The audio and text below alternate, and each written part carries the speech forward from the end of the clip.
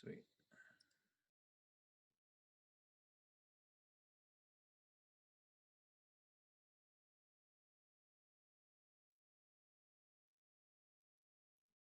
There's no audio.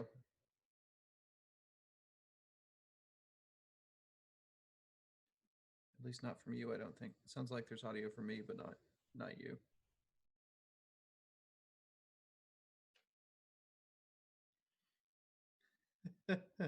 We actually did practice it this time, guys, trying to avoid having any issues. I imagine we'll get this sorted pretty quick. I can go ahead and start answering some questions people have.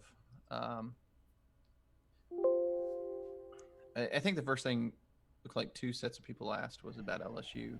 The simple answer is exactly what Vincent said. The problem with LSU is that LSU was inconsistent. And we can couch it a lot of different ways. I can go in depth about why I think one game went one way and one game went another way. It's hard to explain that simply. We overestimated Auburn early in the year. They beat a Washington team that we thought was pretty good. And then because we overestimate them, we think they're going to beat Florida. We pick them to beat Florida. They lose that game. And then because we know they lost to a not very good Florida team, Florida was pretty good, and they ended the year well, but not great.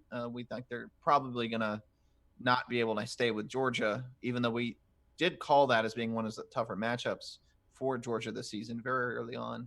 Then they crushed Georgia. So you think, okay, beat Georgia, beat Mississippi State, they'll be really good. Get blanked by Alabama, so you're low on them again.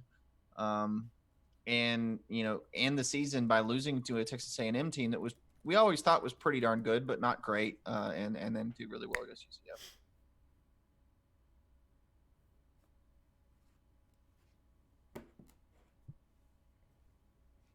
Can you hear me at all? Yeah, so your audio is good. Sorry, I had to wait for the delay. So we've got Daniel back up now. All right. So everybody can hear me. Everybody can hear Josh. We're good to go. I think we're good to go. Think so. Let's just roll with it. All right.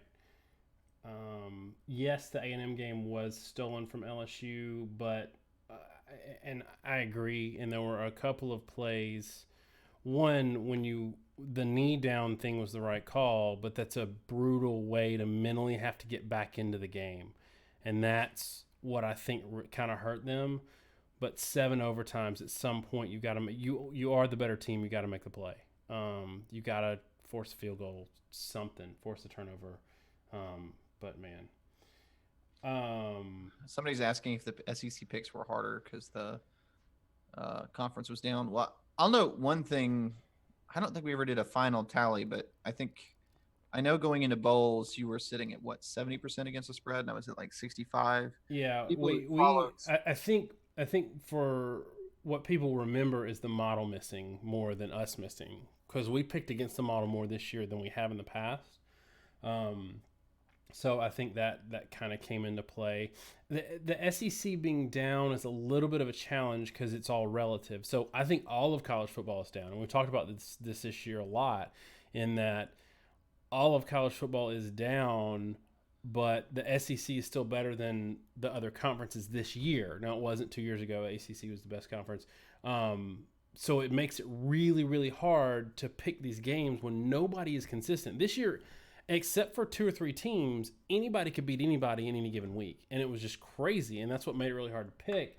But I think we have this, I think we're going to be in this place for a while. So it just changes how we look at things a little bit. But I don't know how much we would change the model given the fact that we love yards per play so much. yeah, and the whole point of the model is always intended to be a baseline. We intend that model to look at it and say, again, if these two teams played a B game, what is a very reasonable take on how they should do? And you can disagree with it. We can often point to issues with matchups or whatnot and why it's wrong. But I think one of the big takeaways from it is if it says these two teams are even, it's reasonable to say they're even. If it says there's a mismatch, then it's reasonable to call a blowout. The thing that always, I think the biggest thing takeaway from the model is if we make a pick and it's consistent with the model, it's hard and either beforehand or in hindsight to come back and say that was an unreasonable pick or it was unreasonable to think that X team was equal to Y team. For example, it wasn't unreasonable to think Alabama was 4 points better than Clemson, based off the model that took into account how good Clemson had been and even failed to take into account the fact that the SEC on average was a lot better than the ACC. So Muck said that the college football wasn't down. Clemson and Alabama were just so far out ahead of everybody else. I think both of those things are right. I mean, look at the Big Ten. Look at, you got Wisconsin was terrible this year. That whole division was bad. Northwestern went like 0-3 out of conference. Pitt won a division in the ACC. You've got Florida State, Louisville, and Miami are terrible. Pitt lost to Penn State 51-6. Pitt lost to UCF 45-14. These are division winners. Syracuse was the second best team, maybe NC State in the ACC. I thought the Big 12 was good in terms of having Iowa State's probably underrated. Pac-12 was not. They didn't have an elite team this year, so I would disagree with you there, Muck. I think college football in general is down. Somebody said, "Is Jimbo Fisher changing A&M?" Josh, I want you to go for this for a little while. We were actually talking about this earlier tonight. Before you and I talked about it, I was like, A&M might be the second best team in the SEC next year. Jimbo's good. He's got that team, ending on a high note. But then you looked at all that they were losing. And now you got me thinking it might be a situation where Jimbo is improving that team, but they may take a step back next year because of personnel losses. Right. So they lose Dalen Mack, they lose Alaka, Donovan Wilson, both defensive ends, and then Nickel, who's also the first backup safety, and then on off, the starting middle linebacker declared early, which is a little baffling. Have some offensive losses, notably Travion. I think the offense is going to be fine, but the defense was a great run defense based in large part to the players they're losing, like Mack and the defensive ends. Alaka and Donovan Wilson were unquestionably the two headhunters in the back seven. Even though they're recruiting at a high level, you don't just replace guys that fast. Defensive efficiency is almost always a function of talent and experience. Probably in that order, but it takes both to be good. They're probably going to have to take a step back this next year, and it's hard to see any way.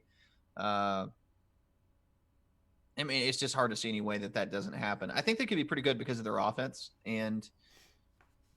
but I would have more faith if I had more faith in Kellen Mond being consistent. Maybe Jimbo Fisher can do a little quarterback magic with him. That was a team that we were pretty high on, and I think both of us really liked throughout the year. And it just, for the third year in a row, they just couldn't put it together. It's going to be a lot harder to do when they can't stop the run nearly as well next year. And I don't see where they have impact players in the defense at all. Somebody asked, do we think that it's stupid that everyone who was saying Alabama was going to crush Clemson before the game is now saying the dynasty's over? Yeah, I think betting against Nick Saban ever, as terms of not necessarily win or lose a national championship, but the dynasty being over, that's absurd given the amount of talent they have, the recruiting class they just took in, the fact that Nick Saban's going to get his wins. The issue, I will say, though, this year, for the first time, truly highlighted the pains that we've seen with the coaching turnover. And I think that's a legitimate problem. And I think that is a legitimate threat to the dynasty. It won't happen in a year, but I think it's getting progressively worse, and it might be the thing 2 or 3 years from now that pushes Nick Saban out. And not only did we touch on the issues that they had in scheme and play calling against Clemson this year, one of the other things was their front seven depth was really bad because of the coaching turnover. They lost coaching turnover in crucial years that really impacted front seven depth in recruiting. So Saban went the other route, went young, try to get recruiters, and it messed him up on the field. So I do think that could be a threat to the dynasty. What do you think, Josh? I don't think there's any doubt this year that the coaching turnover really impacted Alabama down the stretch. We've already kind of gone on record when we did a review of the Alabama-Clemson game talking about our opinions on play calls and what happened in that game. Never really felt like Alabama defensively figured out what they were doing this year, even though they were very talented. We thought they were going to let Clemson score. The thing that was so baffling, though, was the inconsistency on offense, the offensive play calling. It just, it was just a little bit amazing, really, to see an Alabama team that looked like they weren't prepared. Because for years in those big games, Alabama was consistently the team that looked the most prepared. And it felt like every time they were in a big game, Saban's teams always looked like they were the most prepared team on the field. And when they lost those big games, it was because the team that were playing came and they were ready to go. Be it LSU in 2011, being the first Clemson loss, which you could kind of put on the play calling and game planning, a little bit weird with Alabama, but also, Clemson coming on, Oklahoma in 2013. These were teams that were on, and there have been times where Alabama helped it out. I think the Oklahoma 2013 game is probably the most comparable game to me to what happened here, where you faced a team that maybe arguably was better than Alabama in that Oklahoma team. I'm not talking about the Clemson game now. And Alabama made a lot of mistakes that kept them from ever really catching up.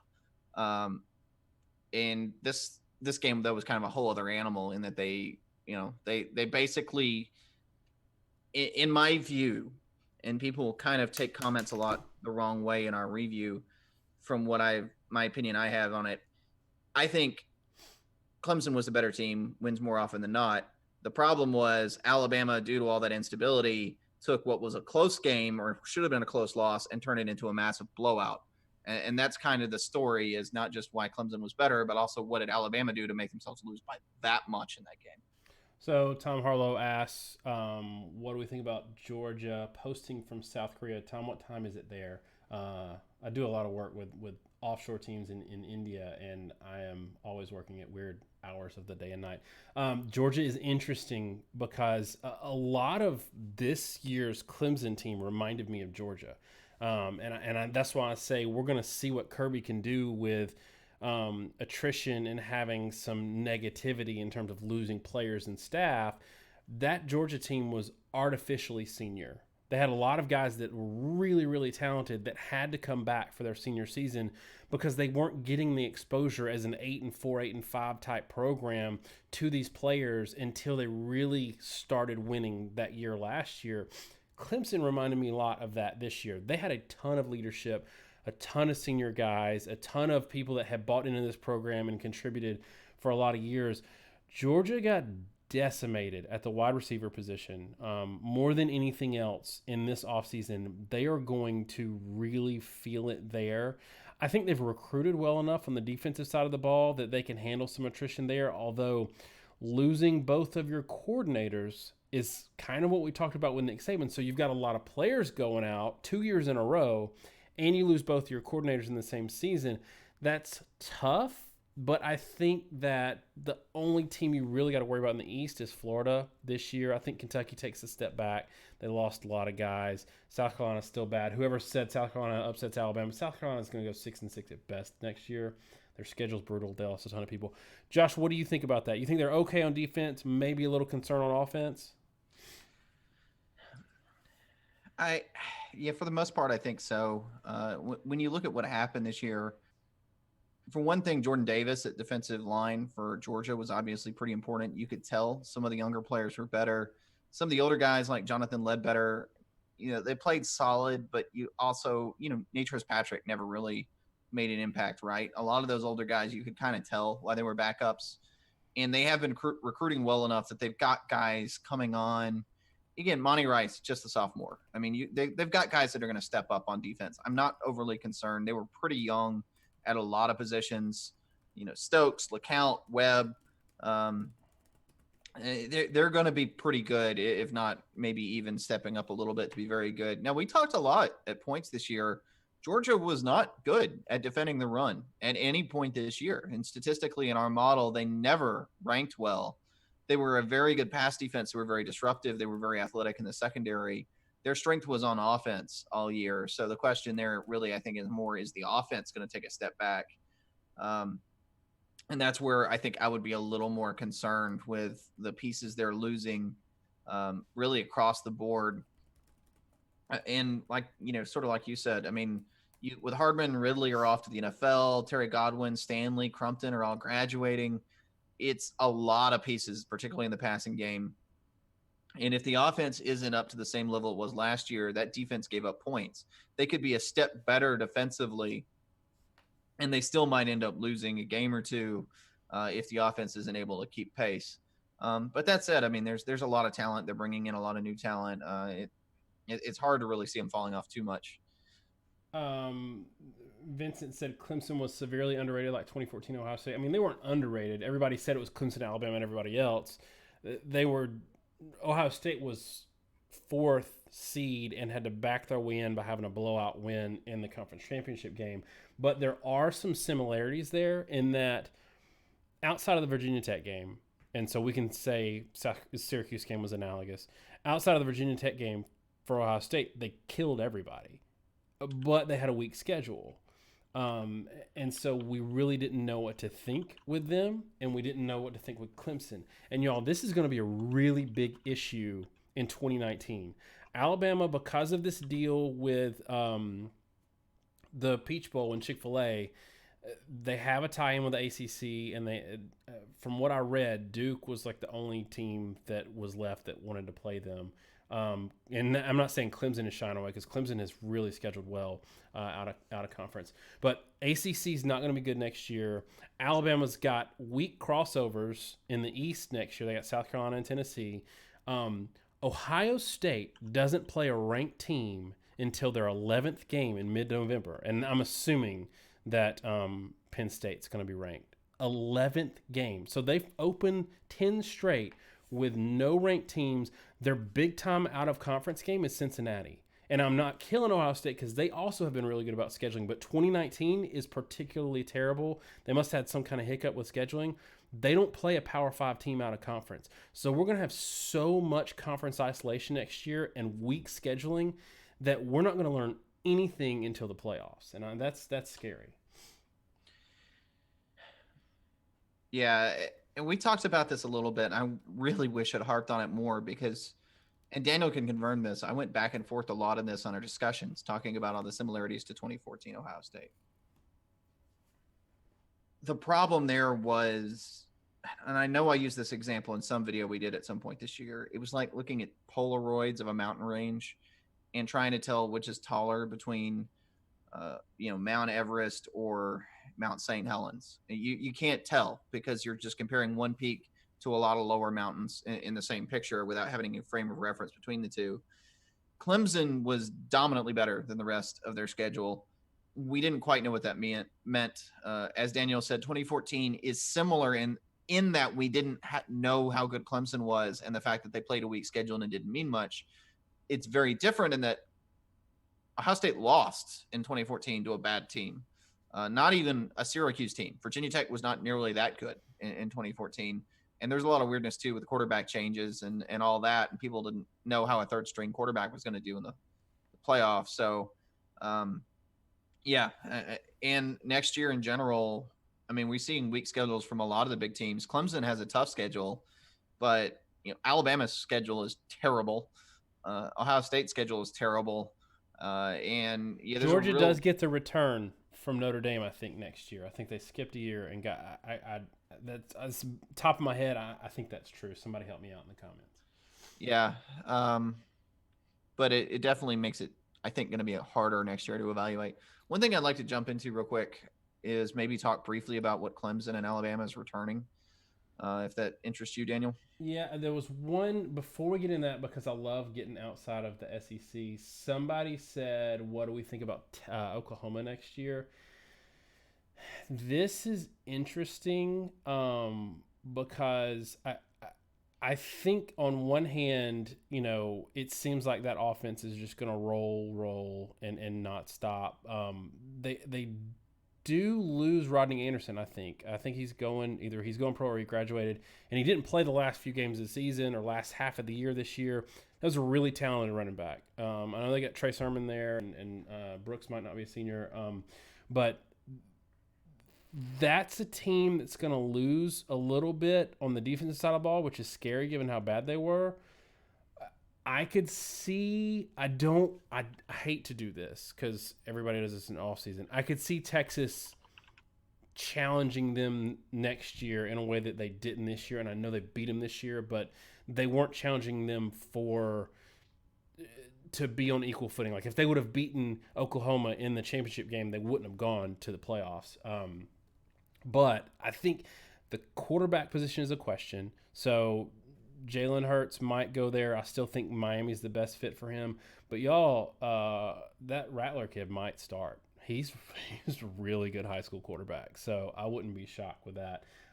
So if you got any thoughts on Oklahoma, you could do them, or you could go straight into the Clemson Alabama thought.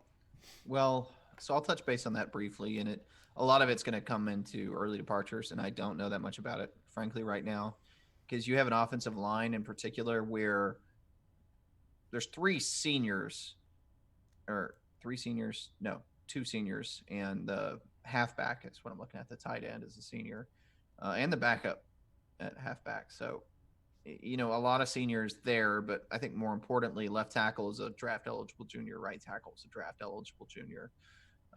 Marquise Brown's draft eligible, and I'm sorry, I'm not up to speed, and I don't know if Daniel can find that information real quick, but I know we're the tackle, at least one of the tackles earlier this week announced. yeah, that's all happening live, so we're a little behind on that. When I say live, I mean it's kind of happened this week. But I think one big thing personally is to not underestimate how good Kyler Murray and um, also Baker Mayfield really were. And I think Kyler Murray deserved the Heisman Trophy this past year. I think you can definitely make an argument for Tua, and I think there's an argument that maybe Tua faced tougher competition or what have you. It's hard to say. There's no doubt, though, that Kyler Murray kind of made that offense work to a certain extent. And like you said, Rattler may come in and start. I don't think so. It's just so hard for somebody to start without the guys you talk about that started as a freshman, be it Lawrence or Tonga Vailoa, all were early enrollees. And as far as I'm aware, Rattler is not. So that's going to make it way less likely. And it's easy to take for granted just how much Murray and Mayfield consistently made the plays that were there, and especially throwing the deep ball or accurate routes, and also how much they were able to create in when things didn't quite work, they'd make it work anyway. Jumping into Alabama and Clemson, um, I'll try to go as quickly as I can here. Alabama offensively doesn't lose much of anything, really. They lose a couple tailbacks that are Josh Jacobs is really good. Bizarre way he was used in the game, as we talked about. Last 38 minutes of the game against Clemson, he was only used as a wildcat quarterback in short yardage. So, a lot of people don't really realize how good he is if you only paid attention to the championship game.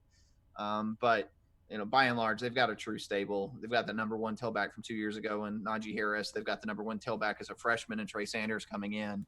They're going to be absolutely fine. The receivers all come back, every single one of them. Tonga Vailoa's back. They're going to replace the tight end that was pretty good. They'll replace a couple linemen, really only one or two guys, the left tackle, the center, the left guard. They lose in the championship, but that's going to be an issue for the first four games because the backup or the other player, Brown, is suspended. Defensively, they lose a lot of named guys, but again, it was a weird year for Alabama because they had so many injuries, right? So they had one guy go pro. I remember reading an article, and Daniel and I were talking about this, that was kind of misleading, we'll say, from one of the fan sites, and how many departures Alabama had. And we were trying to count up because they said there were 21 guys in the two deep that were going, and 14 of them were starters, and we couldn't count that many. And even that's deceptive because you've got guys like Savion Smith who decided to go pro early. Well, I almost certainly think he went pro because until Diggs got hurt, Smith wasn't starting, and everybody that was starting ahead of him is coming back. So he was likely not going to play next year, barring injury. And the guy that replaced him in the championship game, in a lot of ways, looked better than him. Mac Wilson's gone, Christian Miller's gone, but again, Christian Miller is not actually the proper starter. The starter was lost to an ACL injury in the fall. I don't think they're going to take a huge step back. Alabama, in my view, probably returns more players than most teams, which is unusual for them. This was a young year for Alabama. There's some guys that are key guys, again, like Deontay Thompson, but Anthony Jennings is back. Raekwon Davis, who really underperformed, is back. Dylan Moses is back, and the guys are filling in. Like Cahill at linebacker, they've got a lot of 5 stars to step into these slots. It's quite feasible they could actually be better on both sides of the ball next year than they were this I year. think it all comes down to what kind of coordinators they get, especially on defense. I think Sark. It looks like Sark's the guy on offense, and I didn't. I thought the move was a little weird, but it does. I do remember, Jalen was the quarterback, and he wasn't having a great year against good defenses in 2016. He did have a reasonably good numbers in the NFL, but I don't know. I don't know that I love that move for them. The real issue, I think, is the defensive side of the ball, because if Tosh is still the guy, there's got to be some development in him in the next year. But I do think he'll have more at his disposal than he did this year at key positions, especially corner. Losing Diggs hurt. Losing Lewis and not having a pass rush really hurt. So they were down basically their top 4 pass rushers against Clemson, if you think about Bugs not being 100%. So he will have that at his disposal, but there's some other areas I think that he's got to show. Personnel wise, they might be better, but on the field they may not. Yeah, and I'll finish up with Clemson, and then we can start touching on other topics. And this, I can do this pretty quick. Clemson offensively should be pretty good. There's some, they're going to lose some guys, just a couple guys tied in offensive line. Now the offensive line could be a bigger deal than maybe some realize, but the big time wide receivers that they were using are back. You've got Lawrence back. You get ATN back. The offense is going to be pretty good. The concern for them definitely is the defensive side of the ball. I mean, your top 5 defensive linemen, Farrell, Wilkins, Huggins, Bryant, Lawrence, are all gone. And I don't care how much they rotated. Outside Xavier Thomas, the backups are not talent-wise on that level. And something we talk about from time to time, what made Ole Miss special and kind of why they were able to beat Alabama, there were 2 things. One, Ole Miss had not just really good talent, but they had number 1 at their position talent, and they had number 1 guys at their position that all ended up being drafted as first-round draft picks. And it's been a while since I've done the math on this, but I figured out that it was, I think, something like the first time in 7 years that the number 1 receiver and the number 1 left tackle, and I forget who the other position was. Oh, the number 1 nose guard. It was Kemdichi, Laquan Treadwell, and who was the tackle? Slipping my mind. But they all went first round. They were all, I think, even the first guy drafted a position. It was the first time that had happened on all those positions at once. It's unusual for guys to pan out. Even a 5-star is about a 50-50 shot. And Clemson is really hit on those high-level guys. And I think it can be a bit of a mistake to think just because they've hit on them before, they'll hit on them again. We were looking at this earlier, and one of the things I noted to Daniel was it's amazing how many of these guys were actually starters in 2016 and 2017 for Clemson, particularly on the defensive line. There were at least major contributors and throughout that front 7.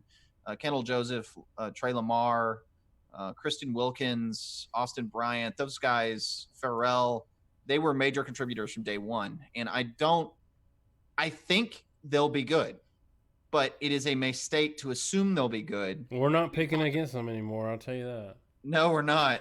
But I don't know if you remember this, Daniel, but it was something that always gave me a lot of hesitation with Missouri when they were winning the East year after year, and they kept putting in first-round draft pick defensive ends.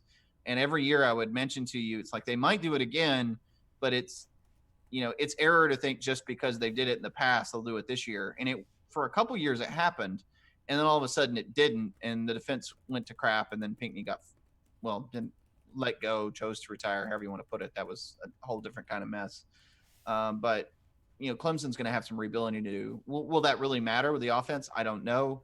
Will they be good or bad? I don't know. I think the other thing we've noted is that good defensive coordinators rarely have bad defenses. I think Clemson's going to be pretty darn good defensively. It will not shock me if they're not nearly as good as they have been for the past several years. And they're going to have to rely on their offense, which they're probably capable of doing, to keep pace. Somebody said who can challenge Clemson and Alabama this year. I think it's probably the obvious ones. Ohio State, if they can avoid a massive, screw up like they've had the last 2 years, they're in the playoffs because that the Big Ten East is just so far ahead still than the West. They're going to win their conference championship. Whoever, either them or Michigan, and I still think right now it's Ohio State. They're going to be in the playoffs. But like we said before, I don't know if that means they're going to challenge Alabama or Clemson because we're still not going to know anything about them. They're going to have two ranked teams next year, maybe. We talked about this earlier. Penn State currently has 56 scholarship players because of all the transfers, all of the early departures, all the seniors graduating. They have 56 scholarship players right now before their class comes in. They got decimated this year, so they may not even be good next year. I think they're still well coached and they still got some talented players. It stands to reason that Ohio State will play one ranked team all of next year in the regular season, and it's not a guarantee that the winner the winner of the division that they play in the conference championship will even be ranked. So we won't know much about them. I think Texas or Oklahoma, whoever comes out of that conference championship game, if they both make it again, is probably in the playoffs. And I do think they could probably challenge Alabama or Clemson, especially if Oklahoma's been able to sustain these losses with Murray and the offensive line and all this and still keep their offense up. They're going to be a challenge. I don't know. Probably Georgia still. They're still talented. I want to see somebody out of the Pac-12 step up. We talked about it a lot this year about how they've got a lot of good, not great teams. I'm ready for a great team, which brings me to an interesting game. Oregon and Auburn kicking it off next year. That's kind of an interesting game to think about because there's two teams that are coming in with a lot of hype. And, I think we don't know what to know about either one of these teams either. Yeah. Every year is always a little bit of a crapshoot. It's a volatile sport. So, giving Lamar a hard time, he said Clemson isn't that scary if you can cover and rush the passer and score. I gotta poke some fun at you, Lamar, because we go back and forth, both me and Daniel in the comments. If you can run defense, pass defense, and scoring are kind of the three parts of football. I'm just pointing that out. So if you can do those things, I think he was having a sarcastic moment there, Josh. He was being funny.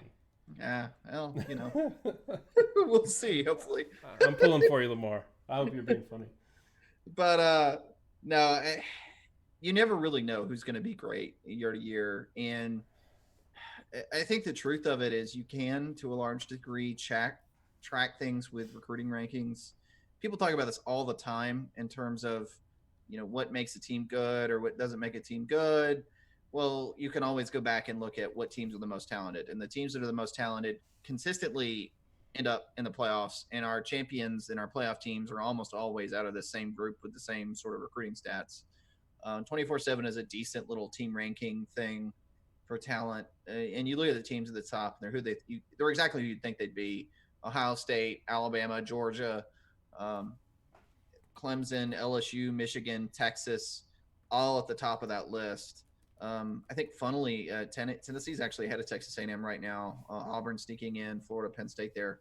The couple that are weird on that list are USC and Florida State, no doubt. I mean, they're number 4, number 5, behind only Ohio State, Alabama, and Georgia. It is amazing how little they have achieved, frankly, given the talent level. And, Florida State's a disaster. I don't really agree with USC retaining their coaching staff, to be honest. Nope.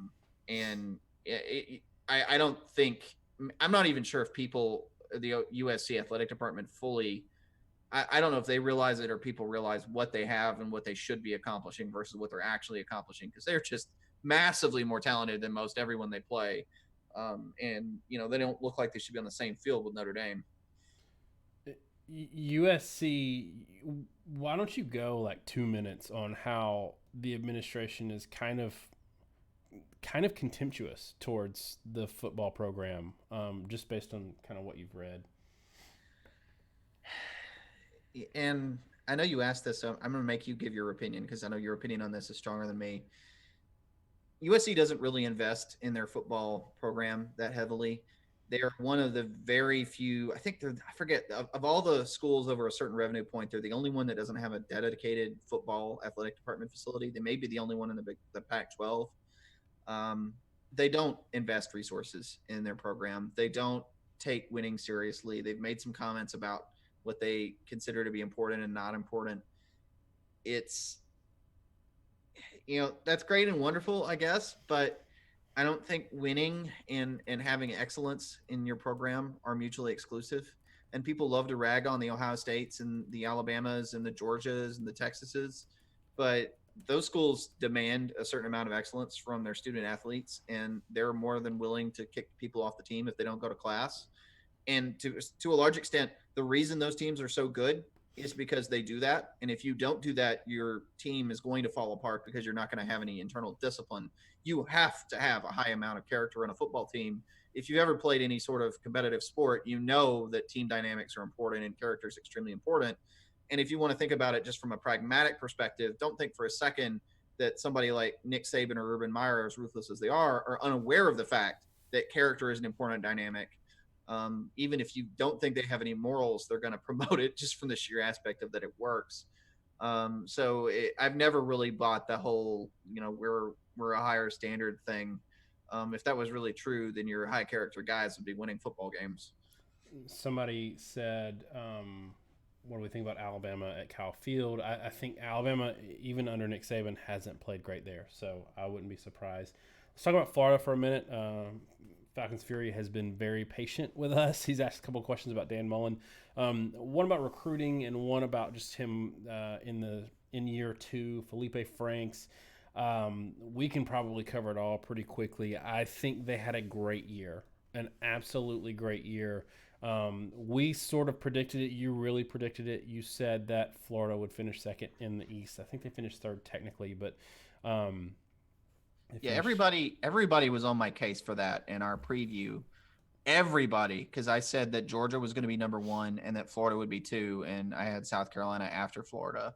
And at the time, that was the most ridiculous, absurd, hot take that anyone had ever heard. Yeah, and that's what we have made a point to eat crow on the Clemson game that we missed. All the people that call us idiots on all of our other takes that come out correct, they're nowhere to be found after the game. South Carolina fans this year were nowhere to be found after we said in our preseason show that they weren't going to be that great.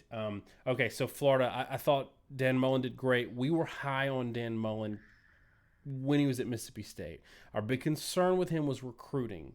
And I think I was about to make a UCF joke, but I'm going to let it go. We've beaten that to death. The thing I have a worry about, I do think he had a good year, a decent year this year. Manny Diaz is going to kill it in Miami, I think. So that's a little bit of a challenge. They need to get out in front as fast as they can. But one of the things that helps them is Florida State's going to suck for a while. This hire that they made with Willie Taggart and not firing him after the first year is the same thing that USC is doing that's hurting them. Is once you have a known situation that's not a good situation, it's not like the NFL where you can change your team with your general manager and a big purse. It builds on itself. It's a self-fulfilling prophecy because of recruiting. Once you lose heat in recruiting, you lose players, and now you have a less talented team with a poorer coach team. So I think that's a good thing for Florida. The fact that they play in the East, I think, helps them a little bit because South Carolina's not great. Kentucky's not going to be great next year, I don't think. Tennessee is one to look out for. Really what I think for Florida is they've got to make some moves in the next 2 years and put up a 12-win season. Like they got to go 12-2 or 12-1 or whatever in the next 2 years to make sure that Miami and Tennessee and some of these other players that they compete with in the recruiting space don't gain any ground on them and they can capitalize on it. And I think they're going to have a good year too under Mullen. What do you think? I think so. One thing that concerns me is they've got 4 or 5 linemen that are seniors that are leaving. I mean, that's going to hurt bad. I think what you saw in the Michigan game was really what a lot of us that follow the SEC saw all year. That was a team that got really, really, really beat up on defense and kind of fell apart at the end of the year. And they were actually a really good defense. And when that came together, they were good. Now, offensively against Michigan, it was just another case of showing that really high level athletes could expose that scheme. I think that's kind of a different question. But to your point, they need to go 12-2 or something like that in order to get momentum and recruit well. Because even right now, they're 10th nationally, and that sounds really good. New coaching staffs usually recruit at a very high level. It's not his first year, but there's always this big surge because guys know they can come in and start. There's a new scheme. There's excitement. They need to capitalize on that, and they need to capitalize hard. Recruiting is regional, and one of the big things you always see is it's almost there is a literal pool of talent in every region, in every state. And if you can draw from that pool when everybody else is weak, you can do really, really well. And when Tennessee was really good, it was because Clemson wasn't good. Georgia was kind of the main one they were fighting. But in that region, Kentucky, South Carolina, North Carolina, they were able to kind of cherry pick. In Northern Alabama, when Alabama wasn't very good in the same time period, when Alabama started becoming resurgent, and when Georgia was good, and then you saw the South Carolina schools get a little bit of their footing back, all of a sudden Tennessee's fallen off the map. Florida, the biggest thing they have going for them is that sort of lack of parity. I'm trying to think through. We've got a whole bunch of. So Amanda Paget asked a pretty good question, and y'all, any Clemson fans that are here, y'all follow her on Twitter. She's a Clemson super fan. Which teams do you think overperformed this year? Which is an interesting question. And which ones have a chance to overperform next season? And do we think Nebraska belongs in the top 25? Yes, on Nebraska, based on their trajectory towards the end of the year. A lot of their losses this year were because they were plagued with injury at quarterback. They beat Colorado if they don't have an injury at quarterback. They beat Troy if they don't have an injury at quarterback. So, yes, I think they're a top 25 team. I'm really high on that coaching staff. Overperformed. Florida fans are going to roll their eyes here, but I think UCF overperformed, especially towards the end. Losing Mackenzie Milton and coming back and beating Memphis worse than they beat him with Mackenzie Milton was huge. I think to run the table the way they did again is a bit of an overperforming. They're going to take a step back this year. Obviously, Kentucky overperformed, and they showed in their bowl game that they weren't just a result of their schedule or media bias or whatever. This is one of my favorite things about what happened in college football this year was all of the people who complained about Florida and Kentucky being so overranked because of SEC, ESPN media bias, and then what happens in the bowl games? They beat the second best team, beat the crap out of them, and the second best team in the Big Ten, and then Kentucky beat Penn State in the bowl game as well. So either they are still overranked, but the Big Ten was way overranked, or they were actually good football teams that were flawed like everybody else, which is the other thing that I always say. You can pick at Florida, you can pick at Kentucky, you can pick at Mississippi State being ranked where they were at any point in the year. That's fine, but you have to realize what we talked about in the open of the show. Everybody sucks this year. Like, everybody had massive warts this year except for Clemson, Alabama, and Oklahoma. So I think Oklahoma's defense was a wart, but yeah. It was a wart, but their record, like, there's no shame in losing to 5 points to Texas this year. I don't think. Just ask Georgia. So it's okay. It's okay that if you pick apart Florida, but just do the same as to all the teams around them. If you're going to say Florida's overrated, then you need to make a case for 7 or 8 teams that should be ranked ahead of them. Okay. And I can give sort of an alternate argument that may not make some people in this chat happy, but a team that underperformed grossly is probably Texas. When you look at the schedule and how they did and who they played, they played Oklahoma, who was ranked, and West Virginia was a really good team, but they lost that game. They lost, and if you knew going in that Oklahoma was going to beat, or Texas was going to beat Oklahoma the first time, there's not much excuse to have more than one loss with West Virginia. They should beat Oklahoma State. They should beat Maryland. There weren't a lot of teams on that schedule that really should have threatened them with a quality team they had.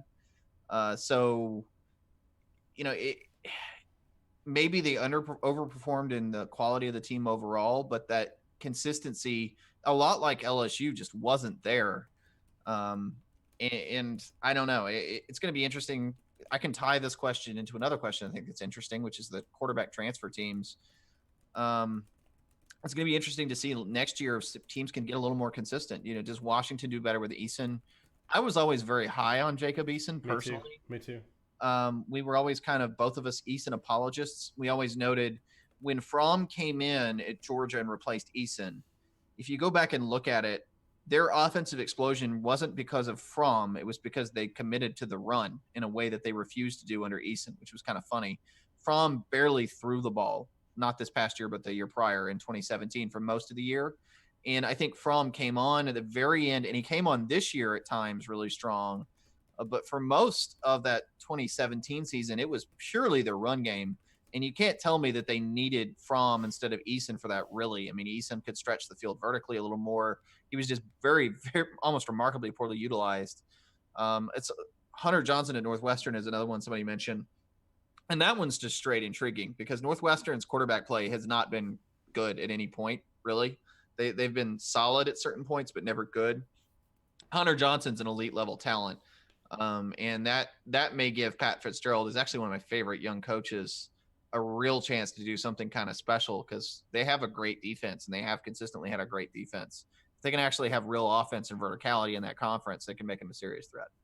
So somebody said who is most likely to take a step back, and Lamar is not going to love this, but I think it's probably LSU, and not for the reasons that we've been saying for 3 years that we're not high on Orgeron, but because they lost an unbelievable amount of NFL quality talent on defense, and they're not good on offense. They weren't good this year offensively against teams that mattered. I do think getting Emery is huge because they need something dynamic at running back, and he will start day one. He's good enough to start. You were real high on him, I know. I don't think Burrow is that much of an upgrade over what they've had in the past at quarterback. I think the OC situation is a disaster. Um, and that defense, if everybody was healthy on that LSU defense last year, so if you don't lose, probably the top pass rusher in the SEC in the first game. And I'm sorry, losing what was it, 9 defensive starters or Yeah, it was some joke something against crazy. UCF. Yeah, that matters. That team was winning games because that secondary was so good and it could frustrate a Jake Fromm when they went to a passing, strategy, and then it steamrolled for them. I don't see that with LSU next year. I don't want to kill LSU because we actually like Lamar a lot. Let's think of some other. What are some other teams that you think might take a step back next year? Penn State's an obvious one for me. Sorry, Tom. Yeah, Lamar's giving you a hard time because they're only losing 3 starters.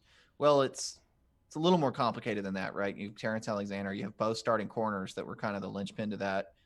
Jordan Battle's Battle. gone, so it's not 3 starters because Devin White, Battle, Fulton, and Grady Williams I can name off the top of my head. So that's at least 4, and I know it's more than that.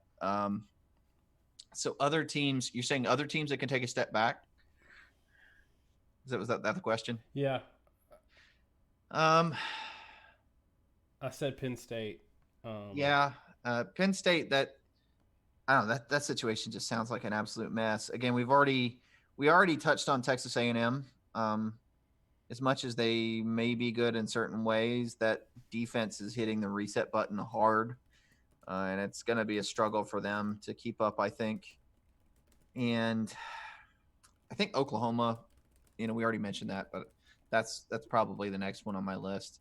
They've got such talent that it's hard to say, but I I am just super hesitant to think that you can just replace Kyler Murray and it work, given the way their system operates, given how atrocious the defense is, and that's probably the biggest thing. Um, Gosh, what was it? But okay, so let me counter that with West Virginia's losing Will Greer. We don't know how good Oklahoma State's going to be. Is Cornelius coming back? Somebody help me out in the comments. I don't know what year he is. Um, teams like Baylor, TCU, still not good. So it's Oklahoma and Texas. This is back to that thing where they could be significantly worse, but because everybody else sucks around them, they could still go 11-1, 10-2. So tell me what you think about this one. We talked about this one earlier a little bit today. Auburn. Quarterback situation is scary. Lost good production at wide receiver. I think they're losing a couple offensive linemen. They did have some defensive players coming back that could have gone pro. But for the expectations of what Auburn needs to be to save Gus's job, I don't know that they take a step back in terms of win-loss record, but if they throw another 8-5 out there. Yeah. No, I mean, to your point, they lose all, looking at it now, they lose all their starting linebackers. I'm not sure what their early entries are because it's kind of the determining factor for them.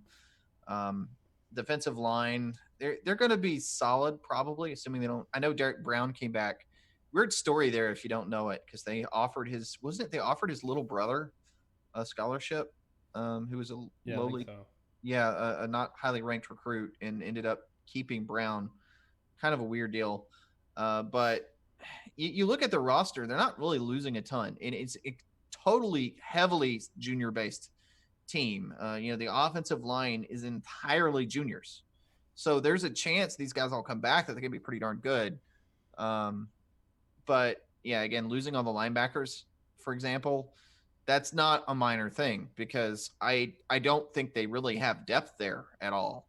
And the problem with a lot of these teams is it's not so much who you lose; it's the difference between who you lose and who you replace them with. It's why the Ohio States and the Alabama stay good, because they lose a guy and they replace him with Deontay Thompson, who's a draft eligible guy this year, had been in the system for a long time, came in with the same class as Ronnie Harrison, I think, and just had to sit behind him because Harrison was a little bit better.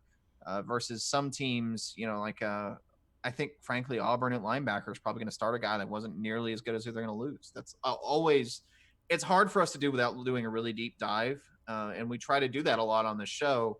Harder to do in a live show, but we have to kind of do our research because it is so dependent on looking at the actual details of what the backups and all are. Somebody said that Ohio State's problems this year was poor defensive coaching. That's true. And they may not take a step back, but again, they're not going to play anybody that matters until their 11th game. I am concerned about the defense because they lost all their coaching staff, which might be an upgrade. And that's one thing I like about Ryan Day. It looks like he's not protecting any coaches. If you underperform under Ryan Day, you're gone. So I like that. And I thought he did great in those first 3 games that he coached. I'm really excited about Ohio State with Ryan Day. I am concerned about this year for Ohio State in terms of challenging a team for a national championship. 1, defensive concerns. 2, they're losing a good bit of production on the offense. I think Dobbins is coming back. Weber's gone, or it's flipped. Dobbins is coming back. Losing a lot of talent, wide receiver. I think they're losing 3 offensive linemen. And they're losing Dwayne Haskins. Dwayne Haskins, for all of the criticism that I've given him in terms of sort of feasting on short passes where his wide receivers take it, he performed really well this year as a Heisman finalist. Well, that's about the bar, right? I mean, that's the bar was whether or not he should win the Heisman, but we're still having a discussion whether he's the number 1 quarterback versus the number 10 quarterback. But right. I don't think he ever disputed that he was a top 10 quarterback. Right. I mean, so that's a piece that you got to fill with a guy that didn't get any playing time at Georgia this year. And that's if he gets his transfer, his 1-year sit-out waiver request granted. If the NCAA doesn't grant that waiver request, Ohio State's screwed. Tate Martell walked out the door, and maybe that's because he wasn't going to start anyway. But I would be really concerned offensively if I was Ohio State. But I think they have a lot of time to figure it out. So I don't know what to think about them. If ever a year for Michigan to pull ahead and get some momentum, it have to be this year, right? You'd think so. It's if that quarterback situation becomes a problem, and I think it's taken too much for granted too that either Fields or Martell is ready. They were really good in a situational mode, but it's telling that Ohio State would go out and get Justin Fields. There's no way Ohio State goes out and gets Justin Fields if they were really confident in Tate Martell. And Fields was in a very different situation at Georgia behind what I think actually is a very good quarterback in Jake Fromm, but they never let the guy throw. And there's no way that happens if they were more confident in him. So I think there's a real danger that they're going to be in a seriously troubling quarterback situation. And like you said, if their waiver gets denied, you can be really problematic. Now the defense was pretty young this past year, and they're really talented, so they'll be good. And But not playing with Nick Bosa for most of the year probably helped them build right, depth. but to your point, Michigan doesn't really lose much of anybody, and they've Tariq Black, Donovan Peoples Jones are coming back again. You get the whole offensive line. They have one senior at left tackle. You get your quarterback back. You get your running backs back. And most of the defense. So yeah, it's definitely a little more open than I think it has been in recent years. All right, can you grant me a little minute for a rant? Sure. We were justifiably critical of Michigan this year with their offense. And what did we say after the Ohio State game? Even though they put up 33, it was uneven. In the Florida game, you and I both said Harbaugh's got to get his hands out of the offense, and they've got to get an offense that's got some level of creativity and the ability to call a play situationally. So what did Harbaugh do? He went out and got Gaddis, Gaddis is a great wide receivers coach. He's a great recruiter. Was it Penn State? Was it Alabama? He's a great coach to have on your staff. He's never called plays. He's been a coach for 7 years, I think. He's always been a position coach or a GA. He's never called plays, which means this is the Gus Malzahn model, where it's my offense. I'm bringing an offensive coordinator in for cover, but it's really going to go my way. And that just tells me that Harbaugh didn't learn anything from this last season. I think it's asinine, and his fans in that program deserve better than him kicking the can down the road another year and not reacting to what happened on the field. Great. You beat Northwestern 20-17. You scored 20 whole points against Northwestern. That should have been a red flag. But then we get in the postseason and the end of the year, and they have this whole season that they feel empty with because their offense was so bad and their defense kind of had a brain fart at the end. I cannot believe that he's basically doing the same thing this year. Josh, what do you think? Right, and I was just typing out a response to the comments. So, my phone. I know Harbaugh said that he's handing over the reins to the offensive coordinator with Gaddis, but if you were really going to revamp your offense in terms of a new style, you'd go get someone that was established at the style of offense that they want to run, and you'd let them run it. Bringing in an unproven guy screams you want someone to come in and run the offense you're comfortable running, and you're going to let them call the plays, but they're going to run the scheme that you want to run. And it may not be the case. They may want to install something new, but quite frankly, it's probably a mistake to ask somebody like Gaddis to come in and run a completely new, innovative, up-tempo offense when he's never called plays before and he's never been a coordinator at any level to work out the kinks. Maybe that could work, but it doesn't seem likely. So you're more likely to end up in like a T. Martin situation at USC, where that was not really a overly successful start. Well thought of. He might end up being a good offensive coordinator, but he probably wasn't ready for the stage he was in. They're talking about, do we think there are $100 handshakes or people being paid under the table at big time programs? I think all of them are. I think very few of them are like the SMU days, the Miami days, the Alabama in the 2000s days, where it's just the Wild West and the coaches are involved. I think Ole Miss was one recently where the coaches were involved and they got busted, and their holier than thou spiel afterwards is ridiculous. I don't think that many big time programs are dropping off bags of cash and paying $50,000, $100,000 for recruits like they used to. I think it's got more of a business feel to it now than it used to. But I think so. I guess I should say I don't think from the coach. I don't think the staffs are coordinating things. I do think that boosters are still giving out $100 handshakes. I absolutely. I think every program in the country, down to probably FCS, you've got some level of under the table payment, but that's different from paying a player. If you got a player, if you recruit a player and you got him on campus and he wants to play for your team, and he gets paid under the table by a booster, he gets $100, he gets a free dinner, he gets whatever. That to me isn't a competitive advantage because everybody does that. The competitive advantage is when somebody went to your school who never visited your school but got a bag of cash, and that means nobody else could compete with that. That's the difference.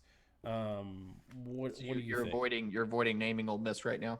No, I said Ole Miss. I Yeah, said I mean, and here's the thing, and here's how you know when somebody's cheating, and this is how everybody in the world knew Ole Miss was cheating. Ole Miss went, and I'm doing this off the top of my head. They went like the first year with Hugh Freeze, they went like 7-6, and they hadn't been great for a while. I mean, they had a little bit of a run under Cutcliffe, but they went 7-6.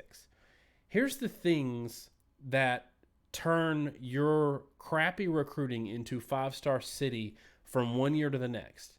Either you are a traditional powerhouse who had a resurgent year and had been down, you are a somewhat blue blood powerhouse and you're at a beach or, Southern Cal or something like that. You got a new coach who was super hot, like when Nick Saban came to Alabama. They turned that around, I think, without cheating. Or some combination of the three. You don't go 7-6 with a guy that was coaching high school a couple years ago in a landlocked school in Mississippi and go five-star city overnight. That does not happen unless you're cheating your ass off. They were cheating their ass off. yeah, they pulled the number one player in the country, that was Robert Kimdichie out of Georgia. They played the number one tackle in the country out of Lake City, Florida, and they pulled the number one receiver out of Illinois. And obviously beating out regional powers for all three of those kids at once. It was, yeah. And people, the thing that drives me nuts is that you'll read forums and people go, "Oh, well, X team cheats, and we need to break down and start playing like they do so we can win." That's no, they don't. They're probably beating you because they have better coaches, or they have better facilities, or a lot of times you'll see it's a second tier school. And no, the reason they get these recruits and you don't is that they've invested $400 million in football facilities or athletic department facilities, and they have a dedicated weight room. Or Texas A&M invested what the size of most schools' endowment literally on a football stadium. That's why they're out recruiting you. it's the money Texas and Alabama and Texas A&M and Ohio State puts in their programs, and all the things they make available to recruits.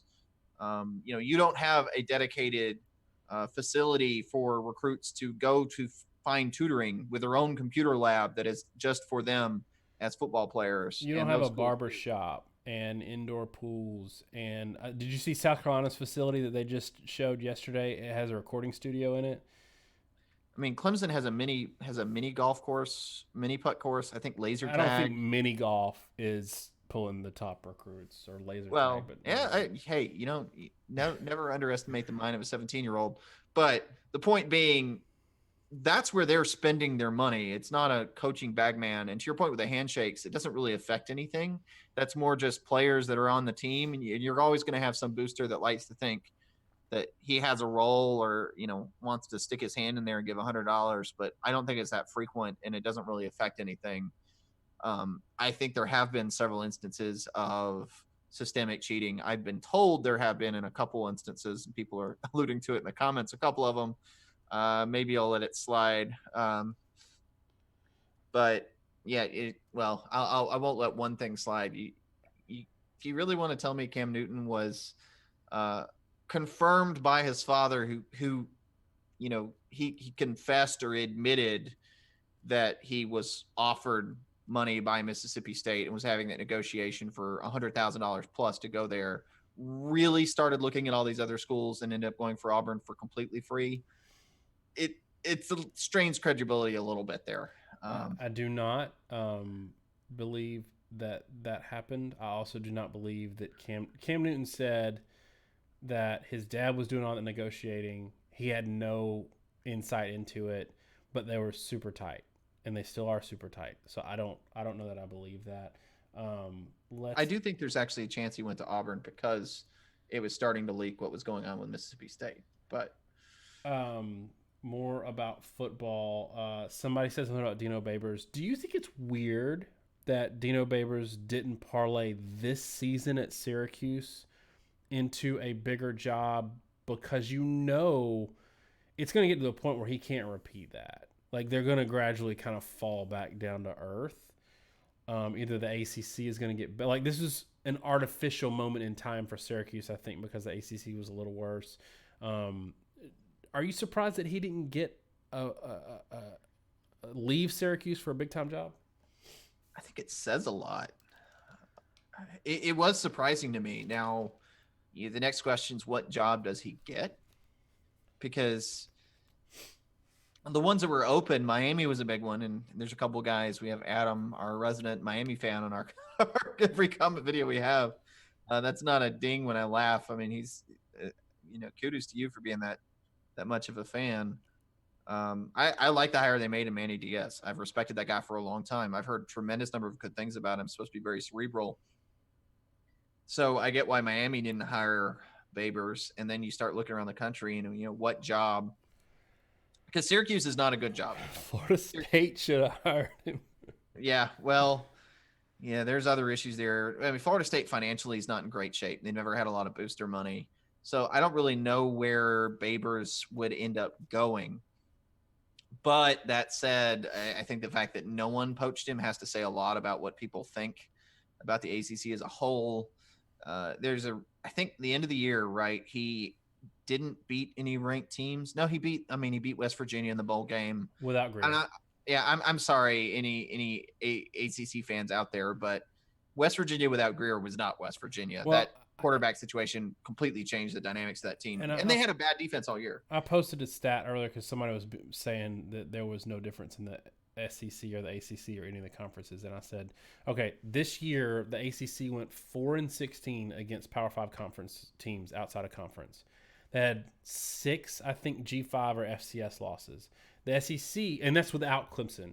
Without Alabama, the SEC was 13-8 against Power 5 teams, and the only 2 G5 FCS losses they had were both to Arkansas. I don't want to get into that.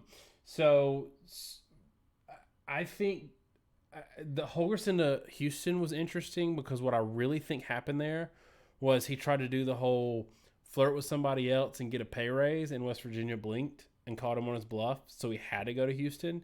Because I still think Morgantown and West Virginia is a better job with people more invested in the program and having fun and on your campus than the Houston job. I do think Houston, because they even said he has an incentive in his coaching, his salary package. If they get invited to a Power 5 conference, he gets like another $1 million or $2 million. So I do think this is a play for Houston to try to get into a Power 5 conference. But do you want to be that guy that leaves a good Power 5 job to go to Houston where you may not be able to recruit? Yeah, I'm with you. You're not going to – the problem with all these schools is going to be recruiting. Applewhite took what was a building program, and I won't say he destroyed all their momentum, but he came darn close.